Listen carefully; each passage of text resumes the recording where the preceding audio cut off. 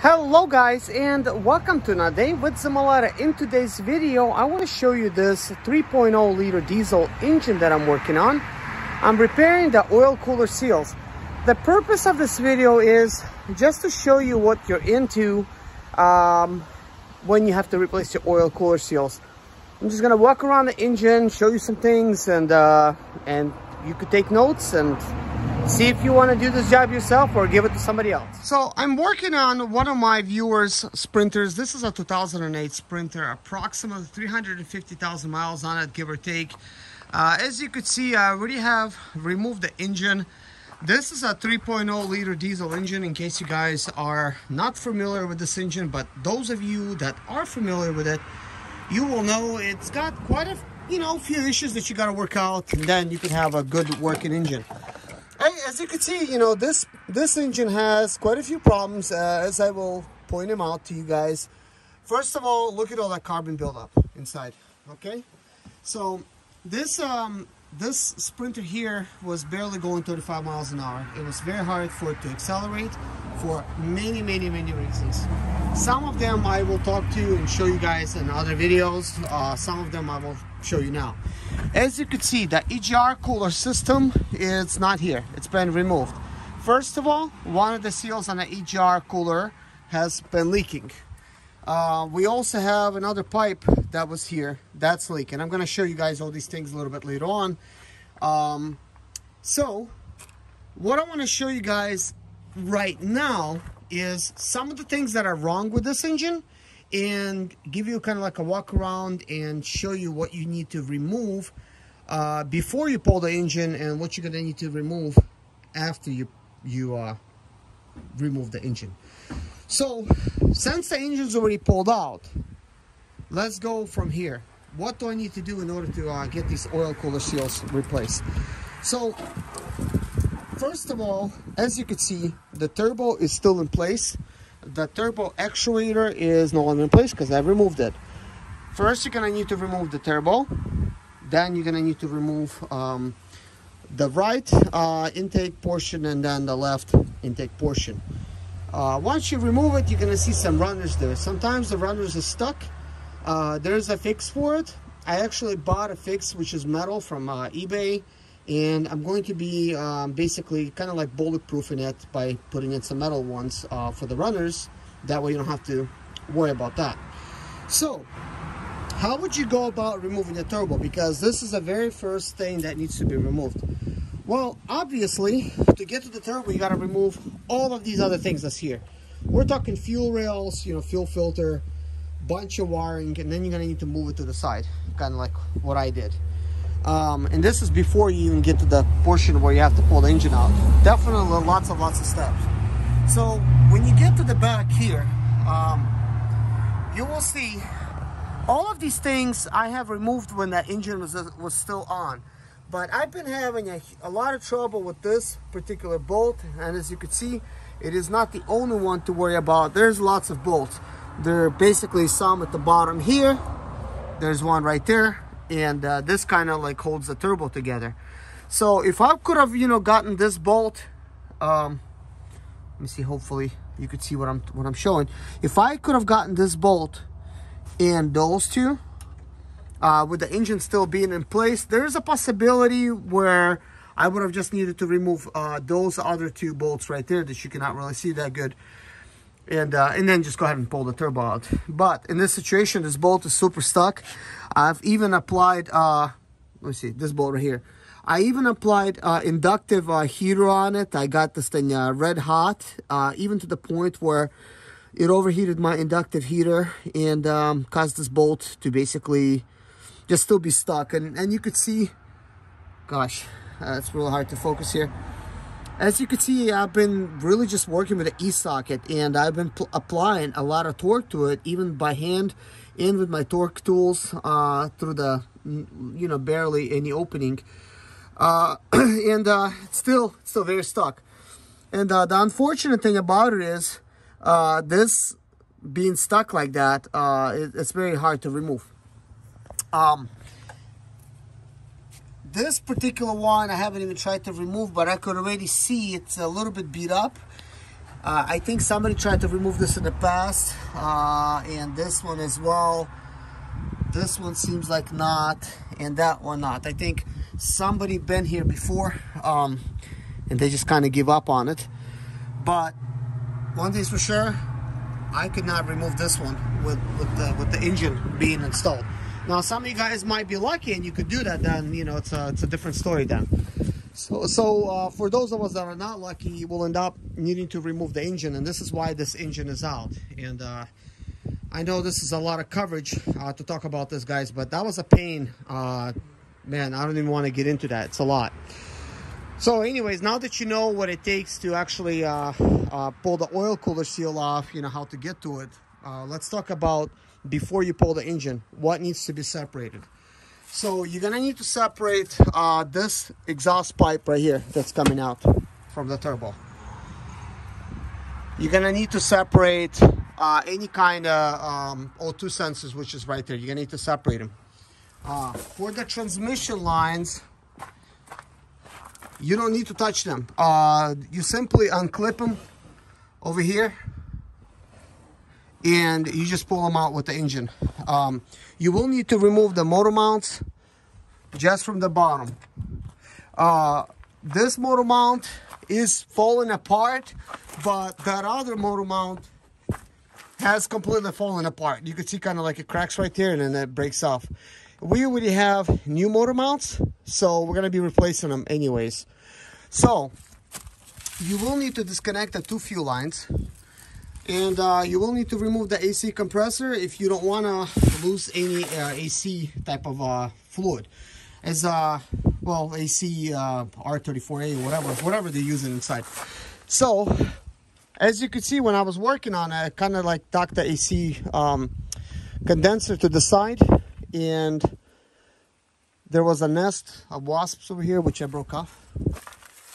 So there's obviously this compressor. It's really easy to remove, and you need to remove hydraulic steering pump, which is right there. It is not dangling or nothing, so that's good. Then you're gonna need to remove this positive wire right here from the starter motor. I went ahead and disconnected this wire as well that goes to the starter motor right there, and I disconnected another wire that goes to the top here, which is that red one, which connects to the starter motor right here. There is another wire, I believe it's right here.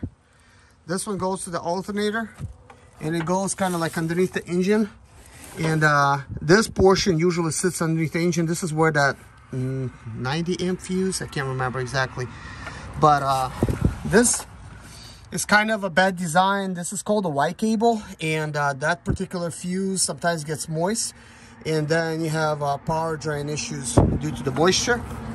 It's a problem in itself. So as you can see, the alternator is off. You technically do not need to remove the alternator, but if you do, it makes your job a little bit easier, but technically you don't have to.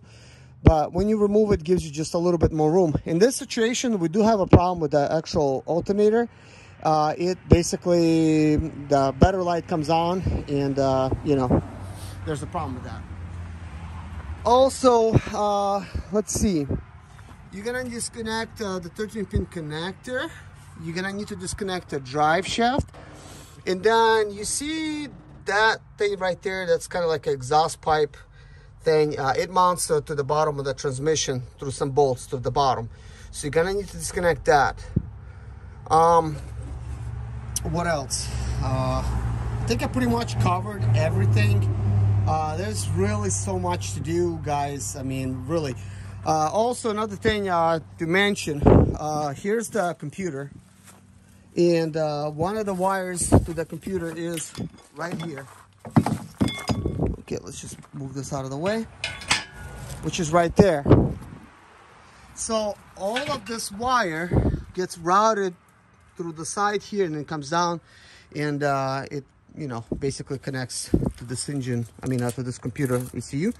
By the way, this was actually not even bolted in. This was like literally just sitting like this. It doesn't even appear that there's actually a way to really doing it different, but that's actually how it was here. Let's see what else. I don't want to miss anything. I mean, there's a lot of stuff to disconnect, guys, but before you even start removing an engine, as you can see, the vacuum hose is off, lots of these hoses off, you know, stuff that was over there, it's off. Everything from the top of the engine's off. There's a lot, you know, to go on. But basically, guys, once you pull it out, this is kind of like a little trick I kind of just did right now for this type of job. Is I decided to actually use the engine puller cherry picker thing as kind of like a table by just simply sticking a pallet on it. And as you can see, that worked quite well. Like that actually kind of like worked like a pallet jack, which will keep the pallet from slipping.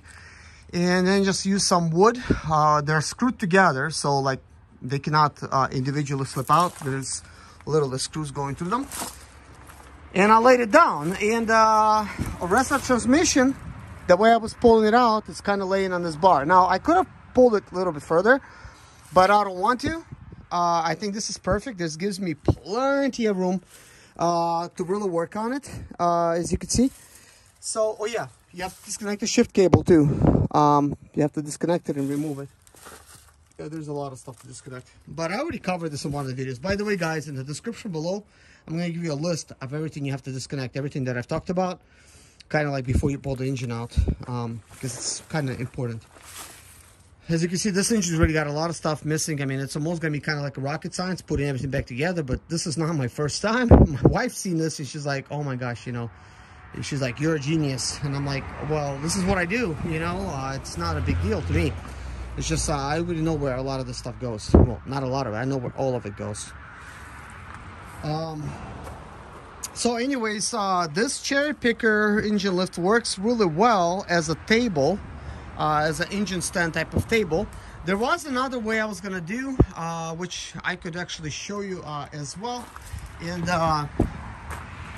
it is using this table right here. This is a good engine stand right here. This kind of like lifts up, and if I would have pulled the engine all the way out, I could have snuck this behind the transmission under, you know, like, and then just jacked it up, and there you go, I could have worked on it.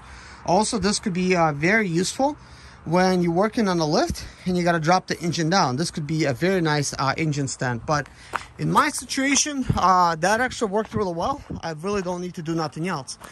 And my concern was this engine is kind of heavy. I didn't want it to fall, so I wanted to make sure it is between these whatever, this frame of the vehicle. So if it does fall, it falls the nose. But as you can see, I'm shaking it. It's not really falling. But in any case, if it is gonna fall, I could always drop my crane down and pick up the engine and, you know, hold it. But it ain't going anywhere. I mean, this is pretty much rectangular, and this is kind of holding, you know, pretty nicely.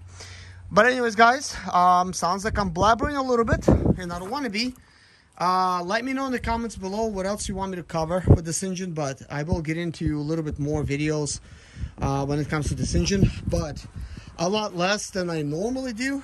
So please, if you have any questions, leave them in the comments section below of this video, and let me know what you want me to see when I'm actually working on this, and I will point that stuff out, because I know there's a lot of questions for a lot of you guys. Why would you need to do this, you know, and whatnot, you know. So, but for now, that's all I want to show you. But removing an engine, it looks scary, and maybe it's going to be scary for a lot of people, but there's a lot to remove here when it comes to this oil cooler. But anyways, I'm going to try to go ahead and disassemble everything for you guys in the next video. We're just going to go ahead and start disassembly, removing the turbo first.